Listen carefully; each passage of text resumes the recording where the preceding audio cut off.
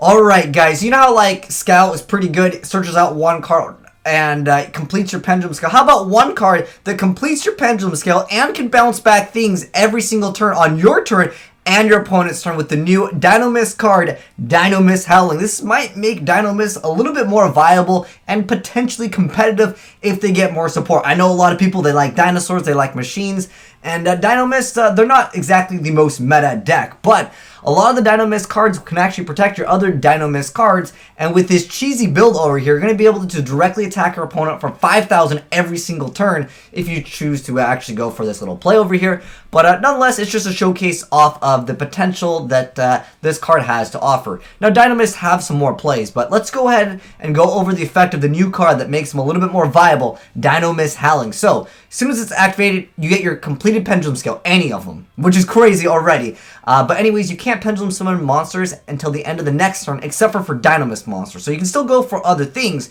you just gotta wait a turn. But anyways, the other effect is once per turn, if this card is already face up, you tribute a Dinomist to target one card your opponent controls and return to the hand. As you guys have seen in the replay right here, he already hit him for 5,000, already been bouncing back things over here. He's gonna go ahead and complete his scale and have access to just 5 monsters on board. Pendulum's completely balanced, right? Attacking him directly over there, and he's going to go ahead and just attack him for 5,000 to the face again. Really cheesy way to win, and in a Pendulum deck, you just Pendulum summon for a bunch of monsters. So, unless your opponent has Regeki, this deck can be really nasty to run into, unless they, of course, can, like, you know, blow up the entire board. And at that point, yeah, the Pendulum's completely irrelevant. But I think this is a really good card. Completes Pendulum Scale, and in addition to that, it also allows you to have access to bouncing back threats. Really, really good card, so you can get rid of maybe like a Black Rose that's going to go ahead and blow up the field or something like that. I like it because it bounces back a card.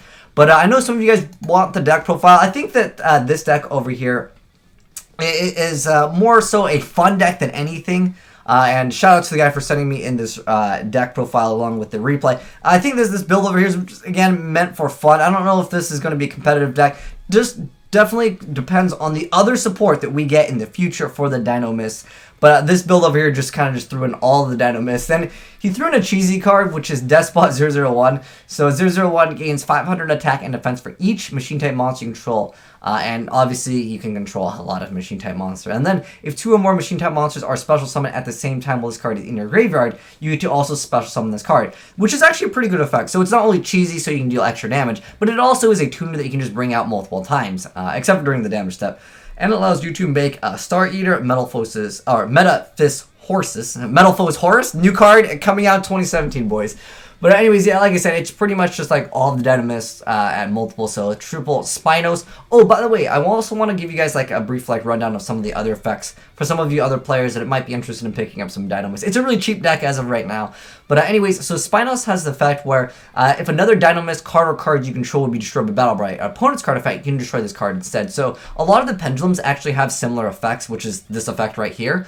And then Spinos has that effect where he was actually able to game his opponent because he's able to tribute a Dinomist to attack multiple times. And then on top of that, he has an effect where he can tribute and have it so it can attack directly. So his goal is to tribute once so he can attack directly and tribute again so it can attack twice. So you have that 5,000 points of damage.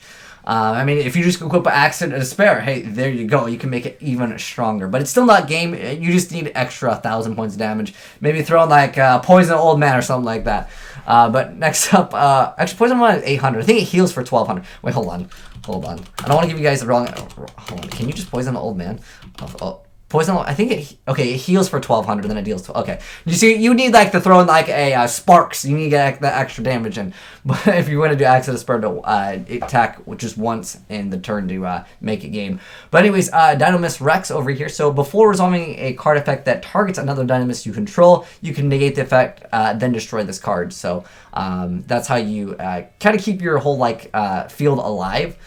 With the whole Dinomist Pendulum scales. And then you have Ceratops over here, so if another Dinomist card or cards you control will be destroyed, you destroy this. You can destroy this card instead. And then Brachion has that effect where you can negate the activated card effect that targets another Dinomist monster you control. Or, I'm sorry, cards, so that would include the back row. Then we have 3 copies of Terran. So Terran's effect is that if another Dinomist card or card you control be destroyed, you can destroy this card instead. And then we have Plesioos over here. So while this card is in your Pendulum zone, you can negate the activated card effect that targets another one. So some of them target, some of them are just like destruction effects. And then we have Stegosaur over here. Now this one makes it so if it would be destroyed by battle or by a card effect, you could destroy this card instead. So the whole archetype is very safe on pulling off this little combo here that we mentioned, which is Tribute, attack directly, as you guys saw in the replays.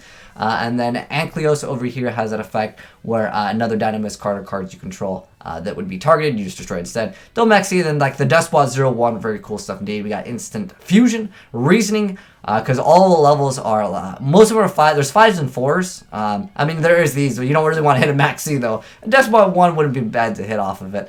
But for the most part, yeah, it's just like kind of RNG. They either call 4 or 5, and you have like basically 50% chance. And then we got Upstore Goblin, 3 copies of Dinomist Charge. So as soon as it's activated, you get to add a Dinomist monster from your deck to your hand. And then once per turn, if a Dinomist card or card is added, you get to add one of those cards to your hand. Or sorry, if a Dinomist card or card is added from the field to the extra deck, then you get to add one of those cards to your hand. Did I read this wrong?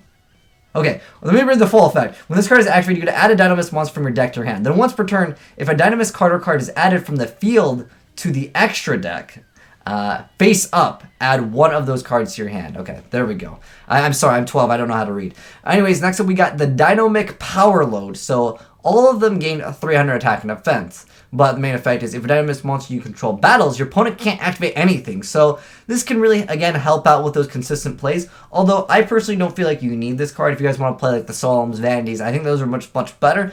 The small boost, it's okay. But the main thing is that like your opponent can't do anything when they attack, and that can be helpful against certain back row. But again, I feel like they protect themselves anyway, so I just feel like this card is not really necessary.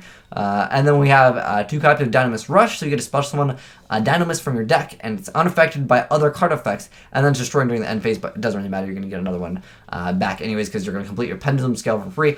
I think if you really wanted to like speed up the deck, because it is technically a little bit slower when you don't open up with this turn 1. Having this turn 1 is great, because then at that point you just spam the board with all your monsters, and you can get like whatever monster you want, because whatever monster you want to summon, remember, you can activate that effect to tribute it, and then at that point you're good to go the next turn. So really easy and simple stuff with the Dinomist Howling. For the extra deck, I'll just bounce over them. There's not really anything that's super important to make, especially with this build, but I'm just gonna bounce over them so you guys can see their names and you guys can go ahead and add them to your decks. But anyways, guys, that's it for the video. Let me know if you guys are excited about Dinomist, or do you think that they're gonna be good here in 2017 when we get the new Dinomist Howling, or do you think this deck's gonna suck? And if you guys have any suggestions for this build or Dinomist in general, let me know down below in that comment section below. But thanks for watching, guys, and if you enjoyed the vid, make sure you guys give a like button, a titty slap, and subscribe if you are new and want some more terrible Yu-Gi-Oh content.